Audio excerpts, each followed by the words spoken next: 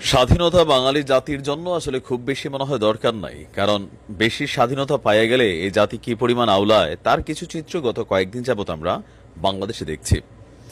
সদ্য নিয়োগপ্রাপ্ত একটা অস্থিতিশীল সিচুয়েশন, এই পরিবেশে ডক্টর মোহাম্মদ ইউনূস তিনি কি কাজ করবেন নাকি আসলে এই যে উটকো ঝামেলাগুলো সেগুলো পোহাবেন? আপনি দেখেন আজকে ডক্টর ইউনূসের যে বাসভবন আছে, রাষ্ট্রীয় অতিথি ভবন যেটা ছিল যমুনা, সেই বাসভবনকে ঘেরাও করেছে আমাদের অসংখ্য ভাইরা, হাজার হাজার মানুষ সেখানে। আর ওনার নিরাপত্তা এই মুহূর্তে সেনাবাহিনী, বিডিআর বা আমাদের আইন শৃঙ্খলা বাহিনীর যেই সদস্যরা আছেন তারা সেখানে পরিস্থিতি সামাল দিচ্ছেন। এখন দাবি কি দেখেন, গেল কয়েকদিনে গত ১৬ বছর এই জাতি বা এর আগেও রাজনৈতিক সরকারগুলোর সময়ও এতটা কোন একটা সরকার আসার সাথে সাথে ভাই সবার দাবি দাওয়া এরকম একদম উপচে পড়া ভিড়ের মতন সামনে আসলে এটা তো একটা